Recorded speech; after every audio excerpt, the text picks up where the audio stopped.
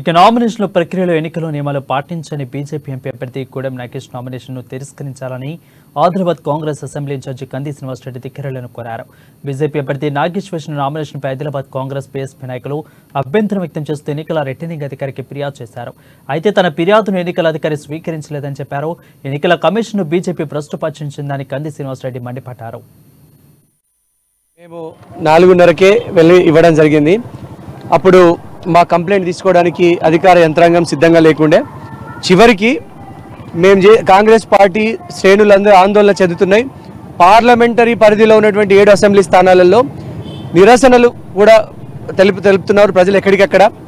So ఇదంతా కూడా ఈ అలజడిని దృష్టిలో పెట్టుకొని కలెక్టర్ గారు పిలిచి ఇన్వర్డ్ సెక్షన్లో కంప్లైంట్ ఇవ్వడం జరిగింది. ఇన్వర్డ్ సెక్షన్లో కంప్లైంట్ తీసుకోవడం జరిగింది. కానీ మాకు ఇంకా కూడా అనుమానాలు ఉన్నాయి.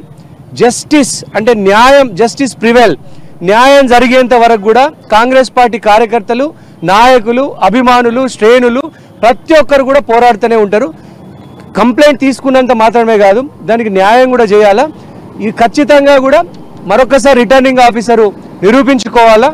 ఆయన బీజేపీ పార్టీకి కాపు కాయడం లేదు, బీజేపీ పార్టీకి తొత్తుగా వ్యవహరించడం లేదని ఆయన నిరూపించుకోవాలా. సో ఆయన ఈ శల్య పరీక్షలో ఆయన్ని నిరూపించుకోవాలా. కాంగ్రెస్ పార్టీ మిగతా అభ్యర్థులకు ఆయన న్యాయం చేయాలా. కానీ గూడెం నాగేష్ గారు చేసినటువంటి మిస్టేక్ మాత్రం అది చాలా భయంకరమైనటువంటి మిస్టేక్. అది ఖచ్చితంగా రిటర్నింగ్ ఆఫీసర్ జ్యూరిస్డిక్షన్లోనే ఉన్నది, ఆయన న్యాయ పరిధిలోనే ఉన్నది. ఆయన తలుచుకుంటే కనుక ఇప్పటికిప్పుడు గూడెం నాగేష్ గారిని అనర్హుడిగా ప్రకటించి ఆయన నామినేషన్ని తిరస్కరించేటువంటి అధికారం రిటర్నింగ్ ఆఫీసర్కు ఉన్నా కూడా ఆ అధికారం ఎందుకు వాడట్లేదో, ఆయన ఎవరికి భయపడుతున్నారో ఖచ్చితంగా ప్రజలకు తెలియజేయాల్సినటువంటి అవసరం ఉంది. ఖచ్చితంగా ఇక గూడెం నాగేష్ తన కుటుంబ సభ్యుల ఆస్తుల వివరాలను నామినేషన్ అఫిడవిట్లో పొందుపరచలేదని కంది శ్రీనివాసరెడ్డి ఆరోపించారు. ఆ ఖాళీని పూరించకుండా వదిలేశారని, ఎన్నికల అధికారులు వెంటనే స్పందించి ఆయన నామపత్రాలను తిరస్కరించాలంటూ డిమాండ్ చేశారు. మాకు ఈ అక్నాలెడ్జ్మెంట్ రిసీవ్డ్ కాపీ ఇవ్వడం జరిగింది. రిసీవ్డ్ కాపీ కలెక్టర్ కార్యాలయం నుంచి. ఒకటేంటి, ఫిర్యాదు అక్కడ తెరచిన పుస్తకం లాగా ఆయన గూడెం నాగేష్ గారు చేసినటువంటి మిస్టేక్స్, బ్లండర్ మిస్టేక్స్ కనిపిస్తూ ఉన్నాయి. ఆయన స్థిర చరాస్తుల్ని, మూవబుల్ ఇమ్మూవబుల్ అసెట్స్ని, ఆయన భార్య ఆయన అసెట్స్ దగ్గర బ్లాంక్ వదిలేయడం జరిగింది. ప్లస్ ఆవిడ భార్య పేరు మీద అగ్రికల్చర్ అసెట్స్ని కూడా, అంటే వ్యవసాయ ఆధారిత ఆస్తుల్ని కూడా బ్లాంక్ వదిలేయడం జరిగింది. అక్కడ నిల్లనే రాయాలి లేదా ఆస్తుల విలువైన రాయాలి. నిజంగా చెప్పాలంటే గూడెం నాగేష్ గారు దొరికిపోయింది ఆయన. కానీ అధికార యంత్రాంగం ఆయనకి సపోర్ట్ చేయడం వల్ల మాత్రమే ఆయన రక్షించబడుతున్నాడు. ఇది ముమ్మాటికి అధికార దుర్వినియోగమే. ఎలక్షన్ కమిషన్ కూడా కబ్జాకు గురైందని కాంగ్రెస్ పార్టీ నాయకులు, కార్యకర్తలు, ప్రజలందరూ కూడా అనుకుంటా ఉన్నారు. ఎలక్షన్ కమిషనే కబ్జాకు గురైతే ఇంకా మేము మా బాధ ఎవరికి చెప్పుకోమంటాండి. సో ఖచ్చితంగా జస్టిస్ షుడ్ ప్రివైల్. ఖచ్చితంగా ఎట్టి పరిస్థితుల్లో కూడా ఈ రోజు నామినేషన్ తిరస్కరణకు గురైనటువంటి విషయాన్ని కలెక్టర్ గారు అధికారికంగా ప్రకటించాలని కాంగ్రెస్ పార్టీ తరఫున డిమాండ్ చేస్తున్నాం. ఒకవేళ ప్రకటించకపోతే కనుక ఖచ్చితంగా దీనిపైన మా హైకమాండ్ కార్యాచరణ నిర్ణయిస్తుంది. దాని ప్రకారంగా ఖచ్చితంగా ప్రజాకోర్టులోనే దీన్ని తేల్చుకుంటాం, ప్రజల దగ్గరికి వెళ్తాం. ఇది మాత్రం ముమ్మాటికి ఎలక్షన్ కమిషన్ నిష్పక్షపాతంగా ఉంటుందనేది మాత్రం తప్పని దీంతో ప్రూవ్ అవుతా ఉంది. ఎలక్షన్ కమిషన్ ఇస్ బయాస్డ్, ఒక సైడ్ తీసుకుంటుంది, ఒక పక్షం వహిస్తున్నది, ఒక పక్షానికి న్యాయం చెప్తున్నది. ఇది ఖచ్చితంగా కూడా మన ప్రాథమిక సూత్రాలకి, ఆదేశిక సూత్రాలకి మాత్రం ఇది ఖచ్చితంగా విరుద్ధమైనటువంటి భావన. This is not a protection of constitution, this is a destruction of constitution, this is denial of the justice. We are always requesting the returning officer, please, justice should prevail. Justice should be given to all the candidates who are contesting. So it should immediately reject the nomination of Gúdem Nagesh, BJP candidate, immediately. If not, this is definitely election commission is influenced severely by the BJP party. This is not acceptable, and people are going to give the mandate on this. People are going to take a necessary mandate in the upcoming Lok Sabha election. I request all the people of India and Telangana, just reject BJP party, reject Narendra Modi, because they are influencing all the government entities and government organizations. ప్రజలందరికీ విజ్ఞప్తి, బీజేపీని ఇక అలాగే ఈ విషయంపై కాంగ్రెస్ అధిష్టానం దృష్టికి party legal cell team దృష్టికి తీసుకెళ్తున్నట్లు కేఎస్ఆర్ వివరించారు. విషయంలో న్యాయ పోరాటం చేయడానికి సైతం సిద్ధమని స్పష్టం చేశారు. అవసరమైతే కోర్టు మెట్లు కూడా ఎక్కుతామని స్పష్టం చేశారు. బీజేపీ ఎంసీ అభ్యర్థి నాగేష్ నామినేషన్ను ఎన్నికల కమిషన్ ఎందుకు తిరస్కరించడం లేదని కంది శ్రీనివాసరెడ్డి ప్రశ్నించారు. బీజేపీకి ఒక న్యాయం, వేరే పార్టీలకు మరో న్యాయమని సూటిగా అడిగారు. రిటర్నింగ్ ఆఫీసర్ తమ ఫిర్యాదును తీసుకోవడంపై అనుమానం కలుగుతుందని కంది శ్రీనివాసరెడ్డి అన్నారు. విధ్వంసం చేస్తున్నటువంటి నరేంద్ర మోడీ గారి ప్రభుత్వాన్ని కూలదోయాల్సిందిగా ప్రజలందరికీ విజ్ఞప్తి చేస్తా ఉన్నాం. మొదట మా కంప్లైంట్ తీసుకోకపోవడంతో మాకు నిజంగా అనుమానాలు ఉన్నాయి.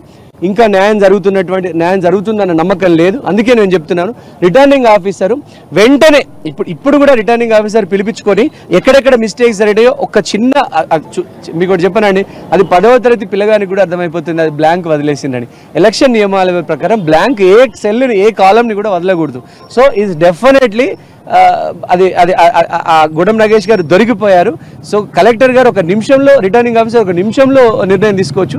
ఆయన మరి ఎవరికి భయపడుతున్నారో నాకు తెలియదు. సో మాకైతే జరగాలి, మంచి జరగాలి అంటే ఆయన నెసెసరీ యాక్షన్ తీసుకొని మాకు న్యాయం జరగాలని ఆశిస్తూ ఉన్నాం. బట్ చాలామంది మా కార్యకర్తలు అయితే న్యాయం జరుగుతున్నటువంటి ఆశనైతే కనిపించడం లేదని అంటున్నారు. సో కలెక్టర్ గారే, రిటర్నింగ్ ఆఫీసరే నిరూపించుకోవాలి. ఈ రోజు కల్లా ఆయన నామినేషన్ తిరస్కరించినట్టు రావాల్సిందే.